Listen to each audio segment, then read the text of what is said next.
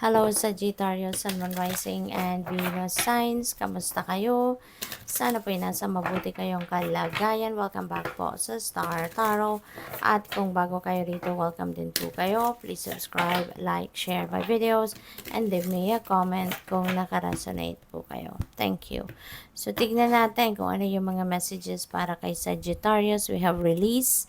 So, autumn na ngayon, ano, sa ang season sa buhay ninyo. It's time for releasing. It's time for letting go of something that doesn't serve your highest good.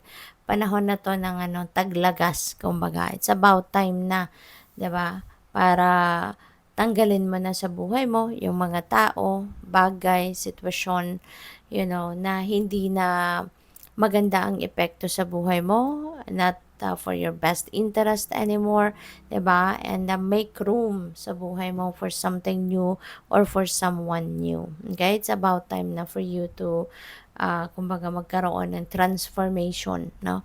Ang buhay mo for the better. All right? So what else? We have illumination, and you know what? Baka maguguluhan kayo, or baka mahihirapan kayong magdesisyon who you are going to release or what you are going to release. Wag kang mag-alala. The divine is going to illuminate your mind, no? You will be divinely guided dito, and you will be illuminated kung ano yung dapat mong gawin, anong mga dapat mong tanggalin sa buhay mo, anong mga dapat mong baguhin. The path towards that change will be illuminated for you. So, importante na lagi kayong makikinig sa inyong intuition, makinig, no, pansinin ninyo yung inyong mga visions, intuitive nudges, mga signs, symbols, synchronicities, omens na pinapadala sa inyo ng universe.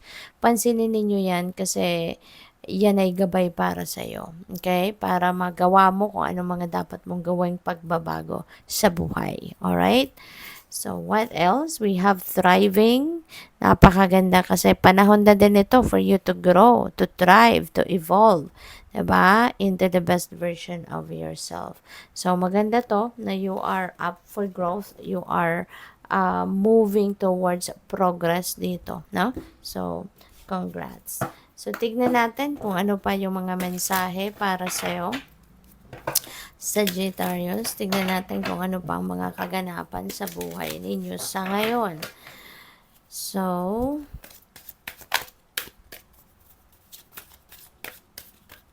next message ninyo is love.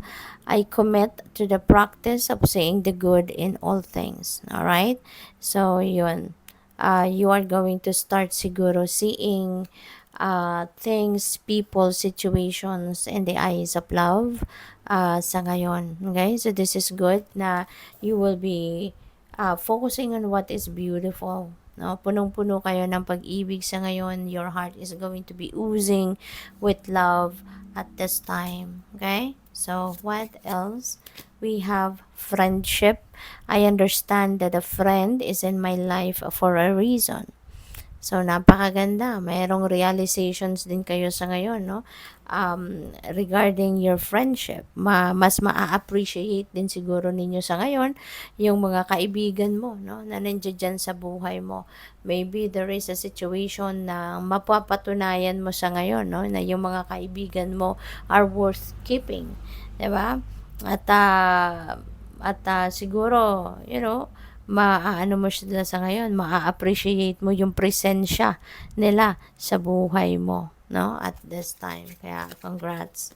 We have surrender. I can release my need to control. This is really very beautiful kasi this is also one realization, self-discovery din ninyo sa ngayon, ano? Now, when you surrender to the divine, when you surrender to God, magiging smooth sailing ang lahat. Diba? Maaari kasi na-experience nyo ng kayo talaga yung nagte-take control ng lahat, no? Maaring ini-insist ninyo kung ano ang gusto ninyo na mangyari. Siguro pinagpipilitan ninyo kung ano man yung gusto ninyong maganap, no, sa buhay. But, yun nga, diba? Maaring napansin ninyo na walang nangyayaring maganda, hindi naman nagpo-progress, hindi naman umiepekto yung strategy ninyo. Kaya siguro give up na kayo diyan and you're just realizing na yeah, talagang ang divine universe ang nagdidikta. Everything happens in divine order and timing, 'di ba? Divine will. Kaya maybe you're going to realize it's about time na for you to surrender everything to God. At siguro mapapansin nyo din, no? Mapapansin ninyo yan kasi when you surrender everything to the divine universe, you will see the big difference, no? Nandoon sa ikaw yung nagko-control ng outcome, kayo yung, alam mo yun, yung gusto mong mangyari, yun ang ipinagpipilitan mo, you will see the difference ngayon when you are surrendering to God.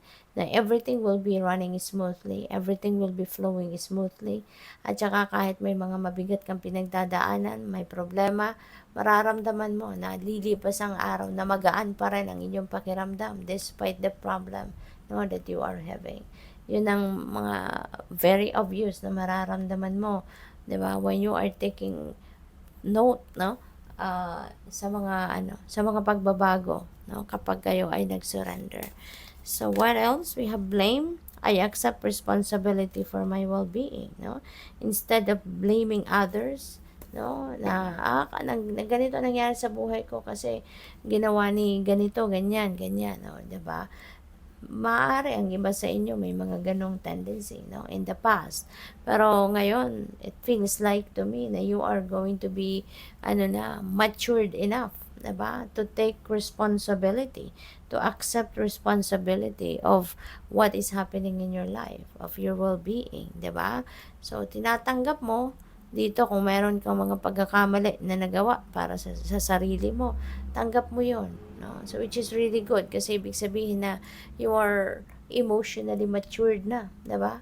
At marunong ka nang tumanggap ng pagkakamali mo, marunong ka nang mag ano mag take responsibility, no, sa kung ano man ang mga nangyayari sa buhay mo. So good luck. Thank you for watching. Love and light. Namaste.